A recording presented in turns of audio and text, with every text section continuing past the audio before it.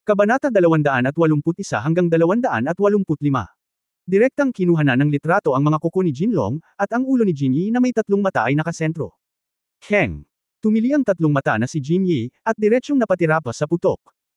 Ngunit ang mga Golden Dragon Claws ni Tang Wulan ay tumalbog din. Hindi nito sinimulan ng mapanira na epekto, ni direktang pinatay ito. Nakahiga sa lupa si Jinya na may tatlong mata, at tila nawalan ng malay matapos matamaan ng malakas. Captain, huwag mong sirain ang ulo nito, may bungo. Nagmamadaling sabi ni Xie. Itinaas ni Tang Wulan ang mga kuko ng gintong dragon at hindi na muling umatake. Nang tamaan niya ang tatlong mata na si Jinyao, may kakaiba siyang naramdaman na kahit anong mangyari, ang pagkadurog ng kanyang mga kuko ng gintong dragon ay hindi mapapasigla. Ang ganitong uri ng bagay na may kinalaman sa swerte ay ginamit sa Emperor Rui Beast, at walang paraan upang magkabisa. Isa talagang kakaibang Soul Beast. Tinatayang ito ay 10 taon lamang ng tatlong mata na gininto ang rot. Kung ito ay 100 taon, hindi tayo dapat maging ganoon kadaling harapin. Nakatingin sa tatlong mata na gininto ang yan na gumagapang sa lupa, para sa kanila ngayon, isa itong tupang naghihintay na katayin. Bagamat maganda ang pisikal na depensa nito, sa lakas ng mga kuko ng gininto ang dragon ni Tang Wulan, hindi mahirap masira ang depensa para patayin ito. Dati, bagamat tumalbog ang bungo nito palayo sa mga kuko ng Golden Dragon ni Tang Wulan, ang mga kaliskis sa ibabaw nito ay scratch, at ang gintong dugo ay umagos palabas. Tumingin si Tang Wulan sa kanyang mga kaibigan, ngayon na ang oras para harapin ang mga samsam, Xiaoyan, kung makalusot ka, pag-aari mo ang Spirit Ring. Kung mayroon kang Spirit Bone, susuko ako, Xie, maaari kang makipag-usap kay Guyu. Natahimik sina Xie, Guyu, at Shu Xiaoyan. Ito ang tatlong mata na gininto ang hayop ng Emperor Rui Beast, isang Soul Beast na hindi maaaring umiral sa totoong mundo. At dito, sinabi na ni Shen Yi na totoo at epektibo ang kanilang Dao Spirit Ring. Hanggat maaari itong pagsamahin, ito ay sariling kapangyarihan, at gayon din ang buto ng kaluluwa. Bagaman isa lamang itong 10 taong espiritong hayop, ang buto ng espiritu ng gintong yan na may tatlong mata ay tinawag na unang buto ng espiritu. Captain, bakit ka sumuko? Ito ang Three-Eyed Golden Soul Bone. Hindi maiwasang magtanong ni Shu Xiaoyan. Sinabi ni Tang Wulan, nakuha ko na ang kanang metacarpal bone ng Dark Golden Horror Claw noon, at syempre hindi na ako qualified na kunin ang Soul Bone. Kami ay isang collective. Sa pagkakataong ito ang halaga ng Soul Bone ng Three-Eyed Golden Yao ay masyadong mataas, maaari na lang akong magpasya na sumuko. Kung paano hatiin, ikaw ang magpapasya. Tumingin si Xie kay Guyu, pagkatapos ay kay Shu Xiaoyan. Mas maganda kung nasa level 30 na si Shu Xiaoyan. Kung tutusin, makakakuha siya ng Three-Eyed Golden Spirit Ring, na isang bihirang magandang bagay din. Ngunit ngayon siya ay 29 na antas, isang linya ang layo mula sa 30 antas, ngunit ang linya ng paghihiwalay na ito ay nagpasya na hindi niya maa-absorb ang Spirit Ring. Sa makatuwid, silang tatlo ang naghati sa kanilang mga buto ng kaluluwa. Iisa lang ang Soul Bone, paano ito hahatiin ng tatlong tao? At ang halaga ng buto ng kaluluwa na ito ay hindi matatawaran. Nag-aatubili na tumingin si Xie sa tatlong mata na si Jinlu sa lupa. Bigla siyang umatras at lumapit kay Tang Wulan. Pagkatapos ng hakbang na ito, tila nakahinga na siya ng maluwag. Sumusuko din ako. Lalaki si kuya, at naiintindihan ko ang prinsipyo ng pagbibigay ng priority sa mga babae. Bukod dito, ang mga tatlong matang gininto ang bungo na ito ay pangunahin upang mapahusay ang kapangyarihan ng pag-iisip. Hindi ako Spirit Master na magaling sa mental power, at kahit gaano ako kagaling, hindi ako kasya. Matapos marinig ang mga salita ni Xie, hindi mapigilan ni Guyu at Shu Xiaoyan na tumingin sa kanya ng may pagtataka. Medyo malamig ang hitsura ni Xie sa labas, ngunit sa katunayan siya ay isang lalaki na may hiwalay na personalidad at gustong ipakita ang kanyang mga santo sa harap ng iba. At siya ang unang nagsabi ng kahalagahan ng tatlong mata na gininto ang bungo. Sa oras na ito, nagawa niyang sumuko, at talagang hindi madaling gumawa ng desisyon sa napakaikling panahon. Tumingin si Guyu kay Shu Xiaoyan, at si Shu Xiaoyan ay nakatingin din sa kanya. Magaling sila sa mga long-range attack, at lahat sila ay elemental. Ang mga tatlong matang gininto ang bungo na ito ay walang alinlangan na angkop para sa alinman sa mga ito. Kapag sila ay pinagsama-sama, sila ay gagawa ng isang qualitative leap sa kanilang paglilinang. Ang ganitong magandang pagkakataon ay bihira. Hindi man lang makopya. Ang pagsipsip ng buto ng kaluluwa na ito, upang maging seryoso, ay maaari pang magbago ng kanilang buhay. Paano pumili? Sino ang nagmamay-ari nito? Si Tang Wulan ay nakatayo roon, itinikom ang kanyang mga labi. Sa sandaling ito, hindi siya makapagbigay ng anumang payo. Bilang kapitan, kahit sino pa ang iminungkahing bigyan ng Soul Bone, magiging unfair ito sa ibang tao. Kung ito ay isang normal na buto ng espiritu, okay lang, ang lahat ay magkakaroon pa rin ng pagkakataon na makuha ito sa hinaharap, ngunit ito ang buto ng espiritu ng tatlong mata na gininto ang ya. Kung makaligtaan mo ang oras na ito, natatakot ako na wala ng pagkakataon muli. Tumalikod si Guyu at naglakad patungo kay Tang Wulan. Naglakad siya papunta kay Tang Wulan at tumayo, ibigay mo kay Xiaoyan. Sumuko na rin ako. Ate Guyu. Mahinang bulalas ni Shu Xiaoyan. Lumingon si Guyu at walang pakialam, ang tatlong mata na gintong aso ay ang mapalad na hayop ng emperador, at ang buto ng kaluluwa ay nagtataglay ng swerte. Umaasa ako sa lakas, hindi swerte. At saka, sa aming apat, ikaw ang pinakabata. Ikaw ang lakas din ang pinakamahina. Kung gusto mong makipagsabayan sa amin, kailangan mong magsikap para pagbutihin ang iyong sarili. Agad na naging pula ang bilog ng mata ni Shu Xiaoyan, umatras si Tang Wulan, umatras si Xi, at umatras din si Guyu. Mula sa angkop na pananaw, walang alinlangan, ang pinakaangkop na tao para sa buto ng kaluluwa na ito ay si Guyu.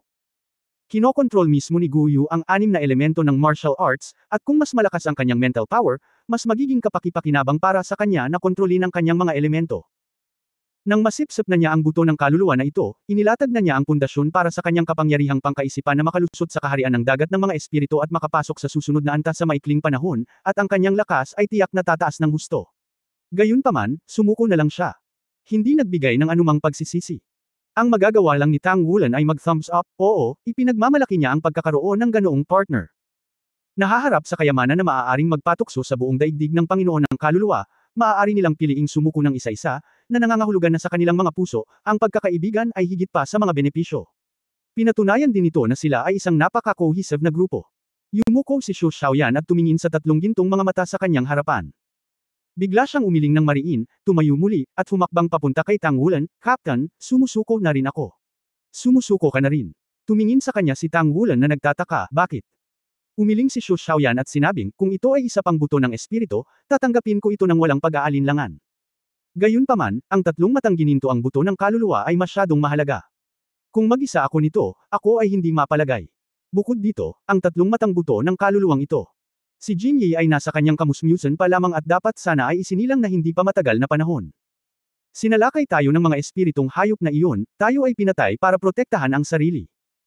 Matapos marinig ang mga salita ni Shu Xiaoyan, si Tang Wulan ay nagulat sa parehong oras, na may ngiti sa kanyang mukha, at binigyan siya ng thumbs up. Oo. Itong soulbone, parang hindi mas maganda. Bukod dito, mahina rin niyang naramdaman sa kanyang puso na hindi ganoon kadali ang pagtatasa na ito. Kahit sino ang sumisipsip ng tatlong mata na gininto ang buto ng kaluluwa, maaari itong mag-iwan ng anino sa puso ng mga kasosyo.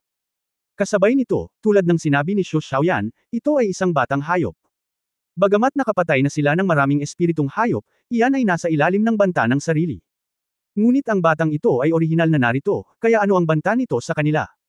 Kasabay nito, naantig din sina Xi at Guyu. Pagkatapos ng lahat, sila ay bata pa, at ang pagpatay sa mga espiritong hayop ay nasa yugto ng pag-akyat. Para sa kanila, parang laro lang. Ngunit sa sandaling ito, nang pinili ni Shu Xiaoyan na bitawan ang batang may tatlong mata na ginintuang niya, may naisip sa kanilang mga puso, tama ba o mali na patayin ang kaluluwang hayop? Masama ba ang mga kaluluwang hayop? O ang soul beast ba ay nakakaapekto sa kaligtasan ng sangkatauhan? O, dulot ng kasakiman ng tao, ang mga kaluluwang hayop ay unti-unting nawawala. Marahil, mayroon pa ring mga kaluluwang hayop na nabubuhay ngayon, ngunit paano ang 100 o 1,000 taon mula ngayon? Kung ang mga kaluluwang hayop ay talagang naging kasaysayan, ito ba ay isang magandang bagay para sa sangkatauhan? Dahil lahat kayo ay nagpasya na sumuko, tayo'y mabilis. Natatakot ako, ang malaking taong iyon ay babalik kaagad. Si Tang Wulan ay gumawa ng isang mapagpasyang desisyon. Bilang kapitan, pinakamahalagang matiyak ang kaligtasan ng kanyang mga kasama.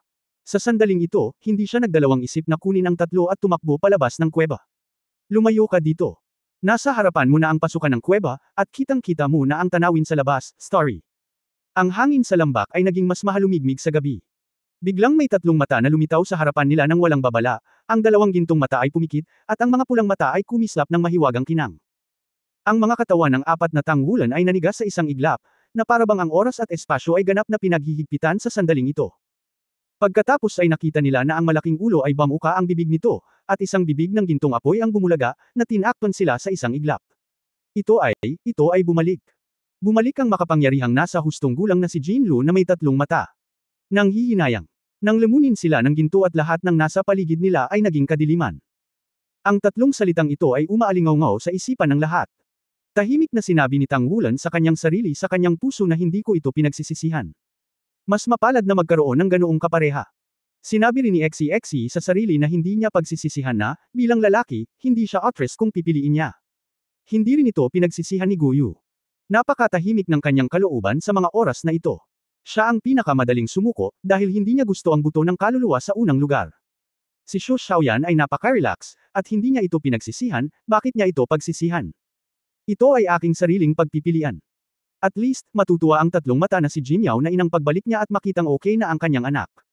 At ang mga ito ay ilang data lamang, ilusyon lamang sa mundong iyon. Ang ilusyon na mundo ay totoo sa pamilyang Jinya na may tatlong mata. Ang isang buto ng kaluluwa ay maaaring magbago ng isang buhay, ngunit ang pagkawala ng isang bata ay magbabago din ng buhay ng isang tao. Nagiging liwanag muli ang dilim. Bumukas ang metal na drawer, at halos magkasabay na umupo ang apat ni Tang Wulan. Ito ay ang metal na silid, sa malaking screen, ito ay nagpapakita kung saan sila ay dati. Dong asterisk, ang malaking tatlong mata na gininto ang yaw ay nahulog sa gilid ng bata, at isang ulap ng gininto ang liwanag ang pinakawalan mula dito at nahulog sa bata. Ang mga sugat sa katawan ni Xiao Zhanyan Jinya ay sunod-sunod na naghilom, at iminulat niya ang kanyang mga mata. Nang magising ito ay hamampas ito sa mga bisig ng ina, at naglabas din ng malambot na kulay ginto ang katawan nito. Ang apat na tao ni Tang Wulan ay nakaupo sa metal na drawer na tahimik na nanunood sa eksenang ito. Hindi ko alam kung bakit, nang makita nila ang sandaling sumugod si Xiao Zhanyan Jinya sa mga bisig ng kanyang ina, nawala ang bigat sa kanilang mga puso. May mga nakakaalam ng ngiti sa kanyang mukha. Si Tang Wulan ang unang lumabas ng drawer, pagkatapos ay naglakad papunta sa iba pang metal drawer, at isa-isang hinayla pataas ang mga kaibigan. Hindi ko pinagsisisihan. Nakangiting sabi ni Tang Wulan sa kanyang mga kaibigan. Walang pinagsisisihan. Walang pinagsisisihan. Walang pinagsisisihan. Inulit ng tatlo ang kanyang sinabi. Ngumiti silang apat sa isa't isa. Iniunat ni Tang Wulan ang kanyang kanang kamay, magaling pa ring idiniin ni Guyu ang likod ng kanyang kamay sa kanyang palad, nahulog si XCXC dito, at pagkatapos ay si Xu Xiaoyan, ang apat na kamay ay nakatiklop, na parabang ang kanilang mga puso ay mahigpit sa isa't isa. Idikit. Papa. Tumunog ang palakpakan. Napalingon silang apat at nakita nila ang taos pusong paghanga at papuri sa mga mata ni Shen Yi. Ilang taon na ako sa kolehiyo. Sa simula, katulad mo lang ako at nakapasa sa 10 pagsusulit na ito at pumasok sa kolehiyo. Siguro hindi mo alam na ang naranasan mo ay ang pinakamataas na antas ng pagtatasa sa ika-9 na antas. Ang hirap din ang pinakamahirap. Ang pagsubok na ito ay susubok sa iyong pasensya, survivability, at higit sa lahat, ang iyong pagkatao. Pasensya na, niloko kita kanina. Ang ika-9 na antas ay hindi binibigyang importansya ang pagtatasa ng survivability, ngunit mas binibigyang pansin ang Xinxing. Gaano man kalakas ang Soul Master, kung wala siyang matuwid, mabait, at makatarungang puso, kung gayon siya ay napakakapangyarihan ang kapangyarihan ng, ay magkakaroon lamang ng masamang epekto sa buong lipunan at sa buong federation. At hindi kailanman linangin ng Shrek Academy ang gayong tao. Maghintay ng matyaga at hanapin ang kanyan. Ito ang unang antas na kailangan mong lampasan, ang walang marka. Nakikita ang tatlong mata na gininto ang titig at ang madilim na gininto ang Teroclober, at napagtanto ang kanilang kapangyarihan, ito ang unang antas na iyong haharapin. Pagkatapos ng ikalawang antas, mahahanap mo ang kuweba at pumasok ng buong tapang. Ito ay isang pagsubok ng katapangan at ang ikatlong antas ay hindi dapat makumplito sa anumang tatlong antas na ito. Hanapin ang sanggol na may tatlong mata na Golden Grub at talunin ito. Ito ang iyong ika-4 na antas. Kung matalo ka at hindi mo matalo ang tatlong mata na Golden Grub, maaari ka lamang umalis ng walang puntos. Dahil ang pagtatasa na ito ay hindi pa talaga naisagawa. At ang tunay na pagsubok ay magsisimula kapag natalo mo ang Three-Eyed Jinya at makukuha mo ang Spirit Ring at Spirit Bone nito. Ikaw ay haharap sa isang pagpipilian. Sino ang nagmamay-ari ng gayong mahalagang mga singsing ng espiritu at mga buto ng espiritu? Nakita ko ang hindi mabilang na mga koponan na ang sangkatauhan ay nahayag kapag nahaharap sa antas na ito, at makasarili nilang nais na iugnay ang mga ito sa kanilang sarili, kahit na siya ay hindi nag-atubiling gawin ito kasama ang mga kaibigan sa paligid niya. Sa ganitong paraan, sa wakas ay napunta siya sa kailaliman ng kadiliman. Hindi napigilan ni Tang Wulan ang sinabi, sabi na, pinaalala mo sa amin sa simula pa lang na peke ang Spirit Ring at Spirit Bone na maa-absorb sa loob. Ang Spirit Bone sa loob ay hindi maa-absorb. Sinabi ni Shen Yi, ang tatlong mata na gininto ang yan ng Emperor Rui Beast ay isang beses lamang lumitaw sa kasaysayan ng kontinente ng Daoluo sa halos 20,000 taon. Pumatay at sumipsip. Ang hindi makatotohanan ay hindi totoo, at lahat ay ginaya. Nang marinig ang sinabi niya, naging kakaiba ang ekspresyon nilang apat. Ito talaga. Sinabi pa ni Shen Yi, kung papatayin mo ang tatlong mata na gininto ang alakdan at maipamahagi ito ng makatwiran. Kung gayon ang lahat ay makakakuha ng marka ng higit sa 6 na puntos at makapasa sa pagtatasa. Gayunpaman, ang iyong pagpipilian ay lampas sa aming imahinasyon. Bawat isa sa iyo ay piniling sumuko, pinili mo ang pakikipagkaibigan. Ito rin ang nagpamalas sa akin ng iyong kabaitan. Oo, nakita mo rin ang eksena sa buhay ngayon lamang. Laban sa mga Soul Beast. Gayunpaman, sa loob ng libu-libong taon, ang Stardew Great Forest ay naging mas malakas at mas malakas sa tulong ng Battle Armor, nakuha nila ang isang mapagpasyang kalamangan kaysa sa Soul Beast Extinct kahit ngayon, tandaan mo, kung maaari kang maging miyembro ng Shrek Academy, kung gayon, sa hinaharap, walang sinuman ang papayagang pumasok sa Stardew Great Forest para manghuli ng mga natitirang Soul Beast. Nang marinig ang mga salita ni Shen Yi, hindi mapigilan ni Tang Wulan na mamangha. 13 taong gulang pa lamang siya. Bagamat mayroon siyang kaunting kaalaman sa kanyang puso noon, mabigat pa rin siya matapos marinig ang mga salita ni Shen Yi tungkol sa contradiction sa pagitan ng mga tao at mga kaluluwang hayop. Sa mga kaluluwang hayop, mayroon talagang mabangis, ngunit hindi sa anumang paraan ang bawat kaluluwang hayop ay mabangis. Kaya, ang iyong pagganap ay nagbibigay sa akin ng karanasan. Bilang isang taga-suri sa larangang ito, binibigyan kita ng buong marka. Kasabay nito, masasabi ko sa iyo na kung bumagsak ka sa antas na ito, kahit na makakuha ka ng buong score na 80 puntos sa unang 8 antas, ikaw ay tatalikuran at hindi tatanggapin ng Shrek Academy. Ang antas na ito ay tinatawag ding antas ng veto. Ang sangkatauhan ay hindi sapat, at lahat ng iba ay mali. Nang marinig ang sinabi nito, hindi napigilan ng apat na magulat, at kasabay nito ay lihim na nagalak na hindi sila nagkamali ng pagpili sa nakaraang pagtatasa. Pagkatapos ng siyam na pasa, si Tang Wulan, 70 puntos, XCXC, 61 puntos, Xu Xiaoyan, 60 puntos, Gu Yu, 58 puntos. 3 sa 4 ang nakaabot na sa passing score, at isang assessment na lang ang natitira. At si Gu Yu, na may pinakamababang marka, ay 2 puntos na lang ang layo. Sumama ka sa akin. Tumango si Shen Yi sa kanila, binuksan ang pinto, at lumabas ng silid. Nagkatinginan at nagtawanan ang 4 na tao sa Class 0, at halos last level na. Malapit na silang ipasok sa Shrek Academy. Ang kahirapan ng pagtatasa ay malapit ng magbunga ng tagumpay. Inakay sila ni Shen Yi palabas ng koridor, at umakyat sa isa pang palapag, papunta sa isang maliit na rooftop. Pagdating nila, 3 tao na ang naghihintay dito. Sa kanilang 3, nakatayo sa gitna ang matangkad na maputi ang buhok. Sa kaliwa ay ang Silver Moon Daoluo, at sa kanan ay ang matandang nakatagpo nila noong unang antas ng kanilang pagtatasa ng lakas ng kaisipan. Magkatabi ang 3 matandang lalaki, pinagmamasdan sila habang naglalakad. Pagkakita ni Mr. Kai, bahagyang nagbago ang mukha nilang 4. Hindi kaya ang huling antas na ito ay may kaugnayan sa kanila. Lumakad si Shen Yi sa 3 matatanda, yumuko at tumabi. Ang ika-10 pagtatasa ay tinatawag na 3 klase na pagpupulong. Ang 3 elder ng kolehiyo ay susuriin ang iyong mga resulta ng pagtatasa at ibibigay ang huling komprehensibong marka, na idaragdag sa iyong kabuuang marka. Inihayag ni Shen Yi ang ika-10 assessment. Nilalaman. Pagsubok sa 3 bulwagan. Mayroong laukay na nagbigay sa kanila ng 2 0 points, ang antas na ito. Tumingin si Tang Wulan kay Gu Yu. Sumimangot si Gu Yu, ngunit matigas pa rin ang kanyang mga mata. 2 puntos na lang ang layo niya. Ang antas na ito. Ang maputing buhok na matandang nakatayo sa gitna ay same time na nagsabi, Tang Wulan, halika. Si Tang Wulan ay nagmamadaling humakbang pasulong at yumuko bilang pagpupugay. Buong puntos sa 7 antas, 0 puntos sa 2 antas. Kapansin-pansin ang iyong pagganap, mahusay na pangkalahatang pananaw, katapangan, karunungan, at mahusay na kakayahang mamuno. Nakikita nating lahat ang iyong pagganap. Ngunit maghihintay kami hanggang sa ang iyong komprehensibong marka ay ibibigay, at magdadagdag ka ng pagtatasa sa ibang pagkakataon. Magdagdag ng pagtatasa. Saglit na natigilan si Tang Wulan, ngunit nagpasalamat pa rin sa matanda at tumabi. Naabot niya ang 70 puntos, gaano man kakwalipikado. XCXC. Muling tawag ng maputi ang buhok. Nagmamadaling sumulong si XCXC. Ang talento ay medium to high, ang tugon ay katamtaman, ang pangkalahatang sitwasyon ay mahirap, ngunit ang pangkalahatang pagganap ay katanggap-tanggap sa harap ng panganib, at ito ay binibigyan ng 6 na puntos na pagsusuri. Salamat matanda. Napabuntong hininga si XCXC sa kanyang puso. Mayroon na siyang 61 puntos. Ang pinakakinatatakutan niya ay bigyan ang sarili ng negatibong punto. Kung tutuusin, sa ilang mga pagtatasa, hindi siya gumanap ng maayos. Siyempre, ang hindi niya alam ay medyo maganda ang performance niya sa maraming laro. Xu Xiaoyan. Ang talento ay katamtaman, ang martial spirit ay may espesyal na pagbabago, ang ganap na pagtatatag ng astrological spirit na kakayahan ay natatangi, at maaari itong makipagtulungan ng maayos sa mga kastosyo, at may kakayahang umangkop sa isip. Hindi ito pinanghihinaan ng loob sa mahinang mga proyekto, at ang potensyal nito ay mabuti. Magbigay ng komprehensibong pagsusuri ng 7 puntos. Salamat matanda. Yumuko si Xu Xiaoyan sa tuwa at tumabi. Sa ganitong paraan, naaabot ng kanyang kabuuang score si XCXC. Gu Yu. Humakbang si Gu Yu at yumuko bilang pagpupugay.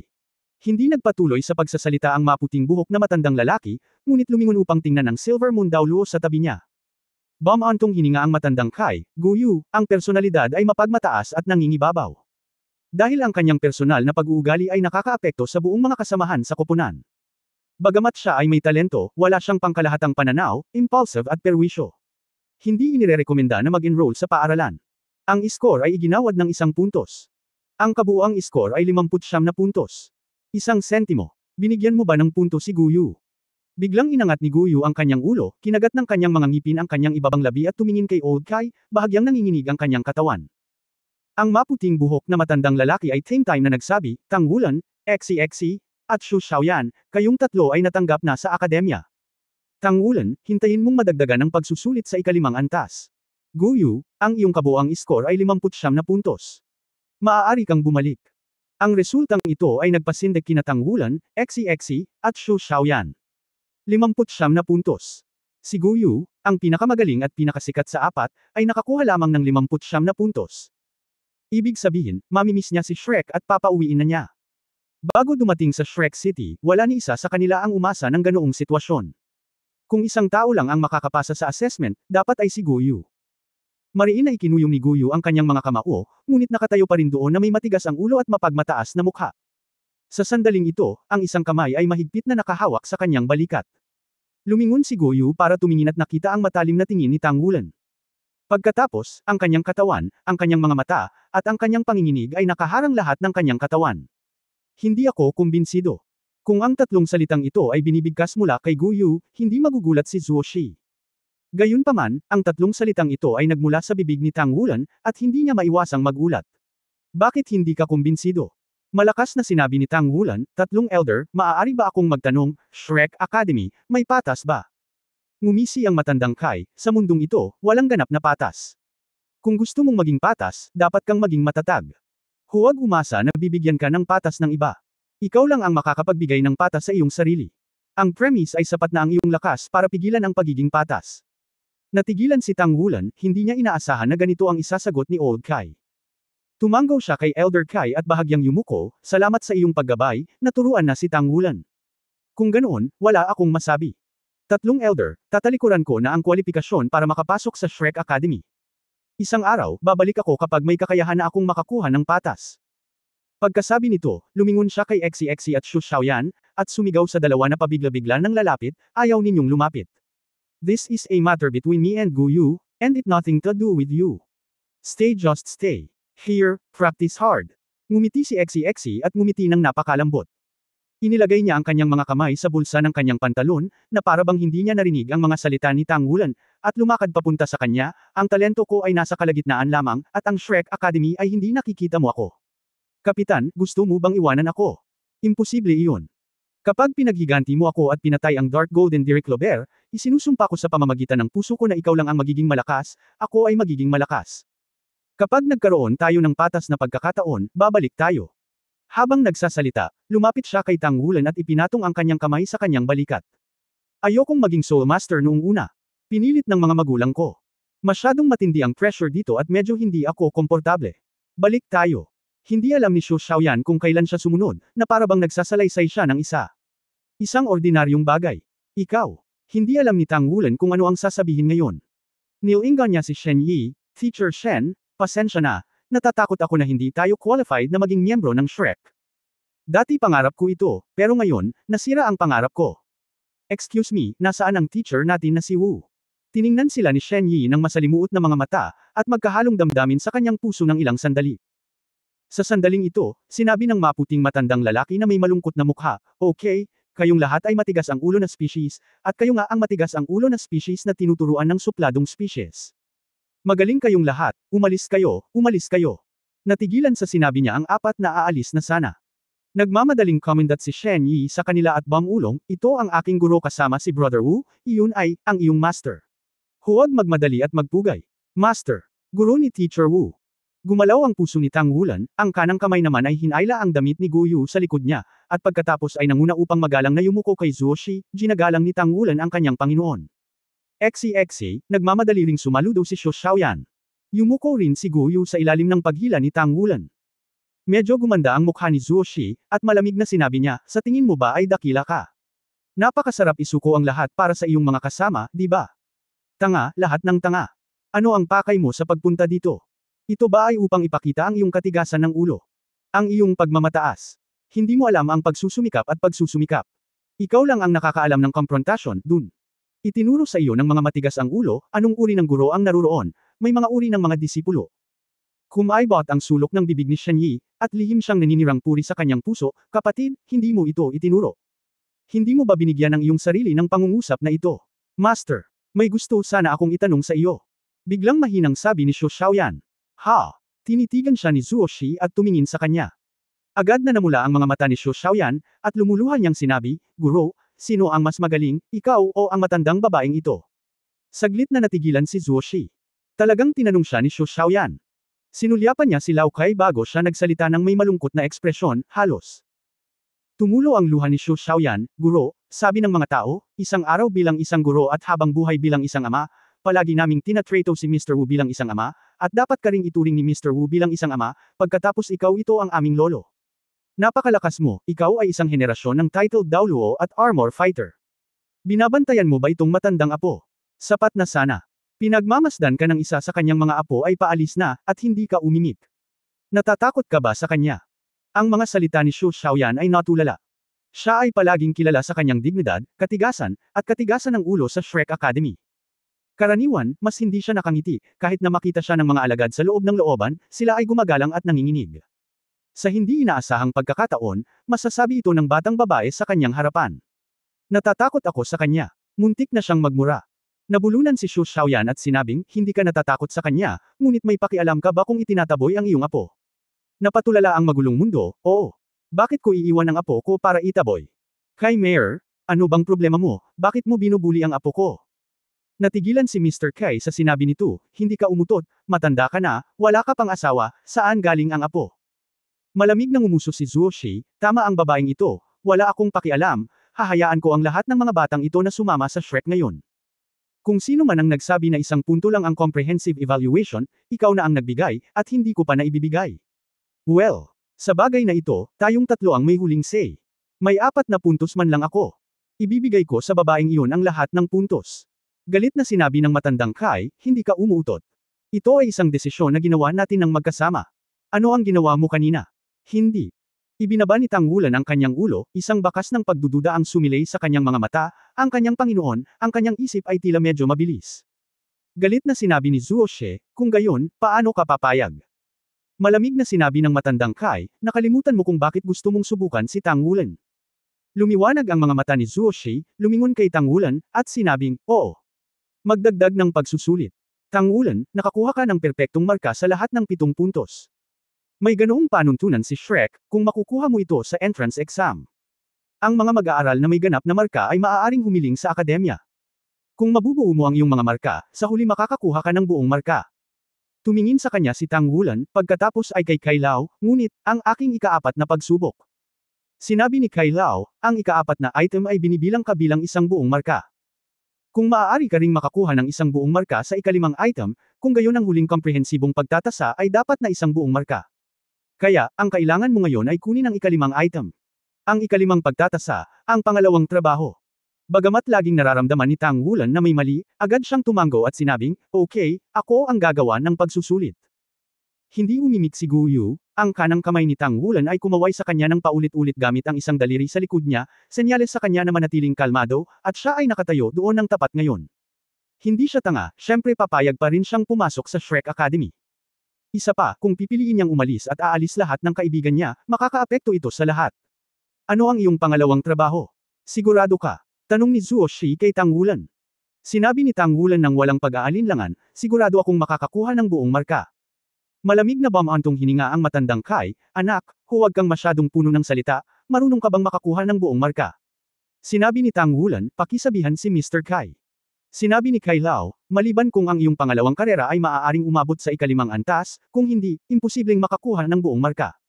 Sa sandaling lumabas ang mga salitang ito, hindi napigilan ni Zuo Shi at Shen Yi na nanlaki ang kanilang mga mata. Kailan mapupunta ang ika-5 pagtatasa sa ika-5 antas ng ikalawang hanap buhay? Mukhang lahat kayo ay mahusay pagkatapos ng graduation mula sa dayuhang paaralan, tama? Bukod dito, ito ay tila isang kinakailangan para sa pagpasok sa panloob na patio. Ngunit ang pagsusulit ni Tang Wulan ay ang panlabas na patio. Level 5. Natigilan si Tang Wulan. Ano ang ibig sabihin ng ikalimang antas para sa pagpapanday? Ibig sabihin, espiritual na pagpapanday. Gayunpaman, hindi pa siya umabot sa ganoong antas. Bagamat matagal na siyang nasa ika-4 na antas. Naabot na rin ito ang tugatog ng pang-4 na antas na panday, ngunit sa hindi sapat na kapangyarihan ng espiritu, imposibleng maabot ang ikalimang antas. Ang Spirit Forging ay ang pinakamalaking watershed para sa mga propesyon ng mga panday. Ito ang pagkakaiba sa pagitan ng isang ordinaryong panday at isang Grandmaster. Ang paghakbang sa isang hakbang ay langit at lupa. Maaaring subukan ni Chen Huan ang pangunahing metal forging ng one-word battle armor, ngunit ang two-word battle armor lang ang talagang tinatawag na real battle armor. Kung ikukumpara sa mecha, walang gaanong kalamangan ng one-word battle armor. Ang Spirit Forging ay kailangan para sa pag-forging ng basic na metal ng two-character battle armor. Ibinaling niya ang kanyang ulo para tingnan si Guyu, bumalik na sa normal ang mga mata ni Guyu sa mga oras na ito, nakatingin lang ito sa kanya, napakalambot ng kanyang mga mata at walang ekspresyon. Ngunit sa pagtingin sa kanyang mga mata, ang puso ni Tang Wulan ay lumundag sa pagmamalaki, biglang tumalikod, at tumango kay Old Kai, susubukan ko. Ano ang iyong pangalawang trabaho? Tinanong ni Zuo Shi si Tang Wulan na bahagyang naningkit ang mga mata. Panday. Sumagot si Tang Wulan sa malalim na boses. Dalhin mo. Sa pamumuno ng tatlong matatanda, mabilis silang nakarating sa isang silid, at hindi nagtagal, sa ilalim ng pag-aayos ng mga tauhan, inilagay ang isang forging table, at mayroong iba't ibang mga bihirang metal. Sina Zuo Shi, Kai Lao, Li Lao, ang tatlong matatanda ay tumabi, at sina Guyu, Xi, at Shu Xiaoyan ay nakatayo sa hindi kalayuan sa likuran ni Tang Wulan. Naglakad si Tang Wulan papunta sa forging platform at tumayo doon, nakapikit. Pagkatapos ng napakaraming pagsubok, pagod na siya. Hindi lamang niya kailangang kumpletuhin ang kanyang sariling pagtatasa, kundi pati na rin upang matulungan ang kanyang mga kasosyo, kundi pati na rin upang magplano ng mga taktika. Kung tutusin, hindi siya 14 na taong gulang. Kahit na mas mature na siya sa mga kaedad niya, teenager pa rin siya. Tahimik lang siyang nakatayo doon, alam niya kung paano halmahin ang espiritu, at matagal na itong itinuro ni Mu Chen sa kanya, ngunit hindi niya ito sinubukan kahit isang beses dahil hindi sapat ang kanyang kaluluwa. Ang normal na espiritual na forging ay nangangailangan ng paglilinang ng ika-4 na singsing, at dahil sa kanyang likas na banal na kapangyarihan at talento, sinabi sa kanya ni Mu Chen na kailangan din niya ng hindi bababa sa ikatlong singsing upang simulan ang pagsubok. Ang spirit forging ay ang komunikasyon sa pagitan ng soul power at metal, at ang pagsasanib ng sariling kaluluwa at metal. Ito ang proseso ng pagbibigay buhay sa metal. Ang thousand forging ay ang buong paggamit lamang ng potensyal ng metal mismo, ngunit pagdating sa spiritual forging, ito ay ang proseso ng pag-trigger ng metal mutations. Ito ay upang gawin itong tunay na pagbabago mula sa dami tungo sa qualitative na pagbabago. Upang makumplito ang espiritual na pagpapanday, dapat pagsamahin ng isang tao ang kanyang katawan at isip sa isa at tunay na bumulusok sa mundo ng metal. Sa sandaling ito ay nakumpleto, hayaan itong mabuhay. Ang paggawa ng espiritu ay ang paglikha ng buhay. Sabi ni Mu Chen. Naalala ni Tang Wulan sa kanyang isipan ang iba't ibang pagsusuri ng guro kay Ling Quan, at inulit ang iba't ibang proseso at pamamaraan ng Ling Quan sa kanyang puso. Hayaan ang lahat ng flash sa aking puso.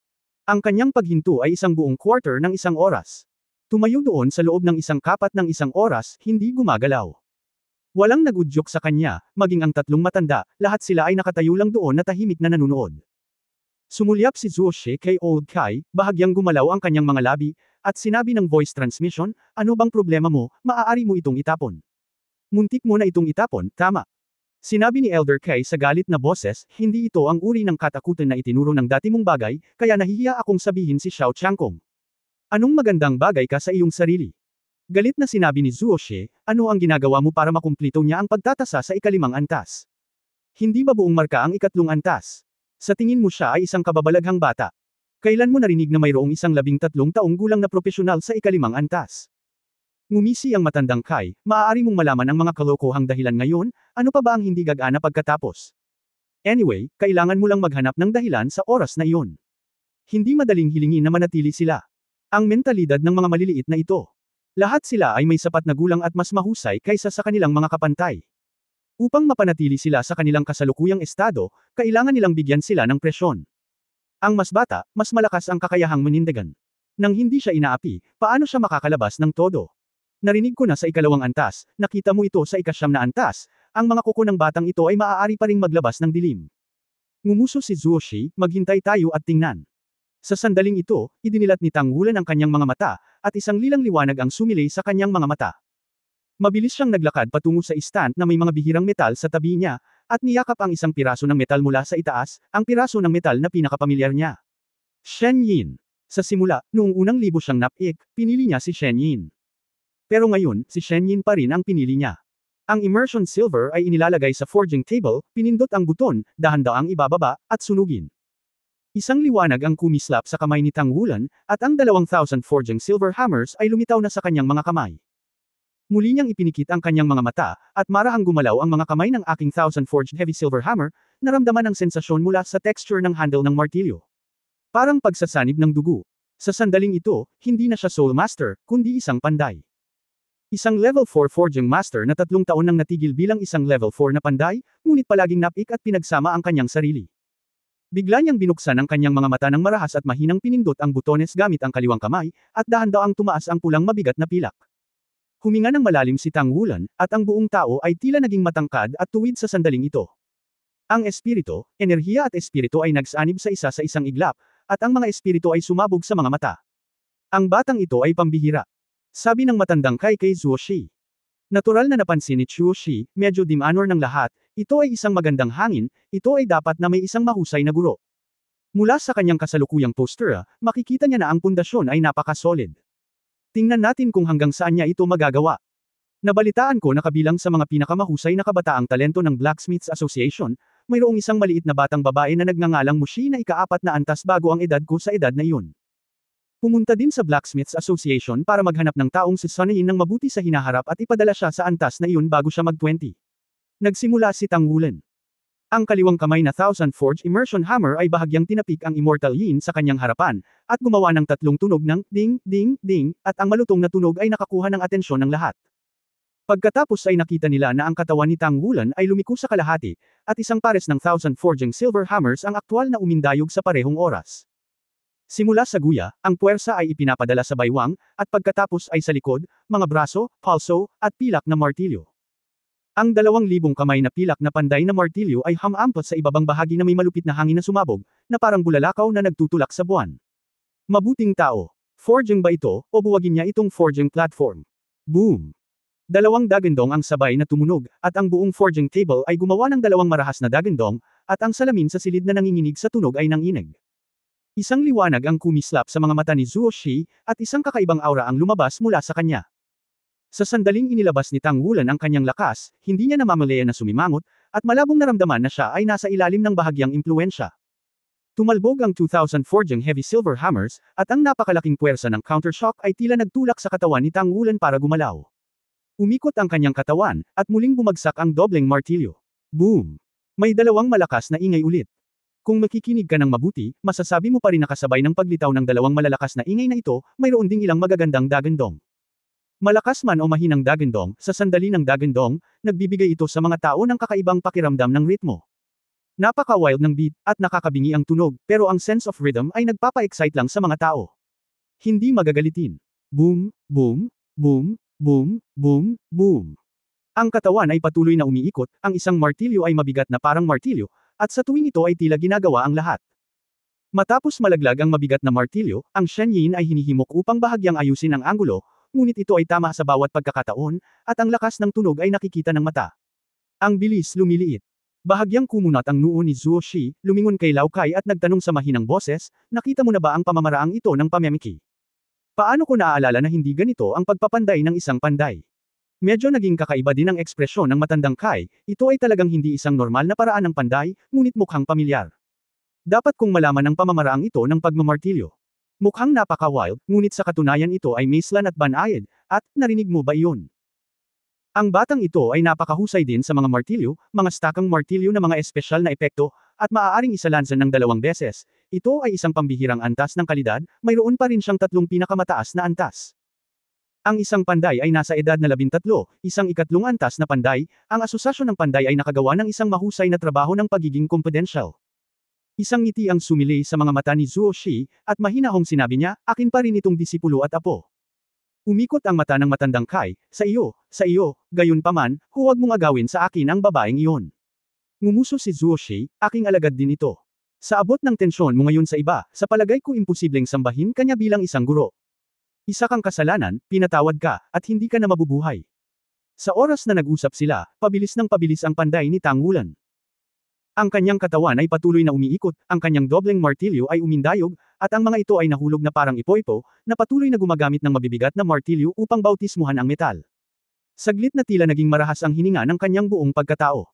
At ang piraso ng nakalubog na pilak ay mabilis na lumiliit, ang sarili nitong liwanag ay lumiliwanag, ang texture ay unti-unting nagiging pino at regular, at ang dagandong ay unti-unting nagiging malutong. Malinaw na ito ang epekto ng patuloy na pagpapabuti ng kalidad ng metal mismo. Bagaman makapangyarihan ang tatlong matatanda ng Shrek, hindi sila panday. Kung naririto si Mu Chen, tiyak na magiging kamangha-mangha siya.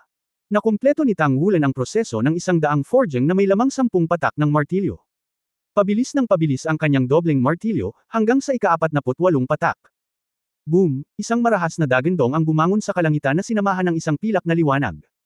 Lahat ng naruroon ay tila nakarinig ng tagay mula sa piraso ng Shen Yin. Ang pilak na ilaw ni Shen Yin mismo ay parang gumagala na dragon. Ang mga dobleng martilyo ni Tang Wulan ay umatras sa magkabilang gilid ng kanyang katawan, ang kanyang mga mata ay ganap na naging kulay ube, at sa parehong oras, 2 purple spirit ring sa ilalim ng kanyang mga paa ay tumaas ng sabay. Libo-libong forge ang buhay, first class na kaharian. Ang matandang Li, na hindi umimik, ay bumulaga, ang kanyang mga mata ay puno ng pagkabigla. Kahit na sina Zuoshi at Kai Lao ay hindi forging masters, bilang mga nangungunang powerhouse sa mainland, mayroon silang kaunting pag-unawa sa forging, at hindi nila maiwasang mapatingin sa kawalan kapag nakita nila ang ito. Ang 1000 Forge second grade ay isang 4th level blacksmith, itong 1000 Forge ay buhay, 1st level realm, 4th level na summit. Ito ay mas ikinagulat nila kaysa sa dating lakas ng pakikipaglaban at kakayahan ng command ni Tang Wulan. Hindi ba halimaw ito? Halimaw lang, wala nang halimaw.